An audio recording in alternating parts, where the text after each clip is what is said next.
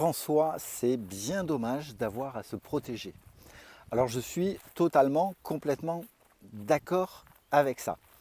Est-ce que l'agneau, la brebis ou peu importe l'animal dans la forêt se pose ce type de questions quand un prédateur va venir pour se nourrir? Non. François, quel est le rapport par rapport à la self-défense, par rapport au soc, par rapport aux cours que tu peux donner? Alors c'est sûr que ce n'est pas d'avoir une vibration d'agneau, de mouton, avec la connotation de faiblesse qui peut y être associée, ce qui est absolument pas une vérité, enfin, ce qui peut en être une, mais c'est surtout de se dire que dans le monde dans lequel nous cheminons, c'est pas justement d'aller vers de la paranoïa, le monde est dangereux, etc. Non, c'est absolument pas ça.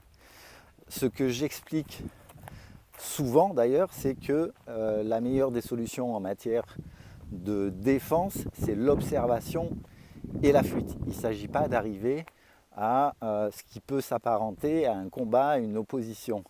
C'est-à-dire que si on en arrive là, c'est que des étapes ont été franchies, c'est qu'il n'y a pas de possibilité de retour en arrière et que qu'est-ce que je choisis? Est-ce que je choisis de tenter quelque chose pour sauver ma peau, sauver la peau de mes proches, donc avec ce qui se pratique donc en self-défense opérationnelle, c'est-à-dire qu'il va y avoir une partie de nous, une partie quelque part animale, qui va être activée si cela devait s'avérer nécessaire.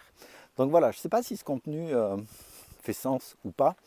C'est en commentaire les questions, les interrogations, les observations, les points de vue par rapport à ce que je viens de dire. À très bientôt.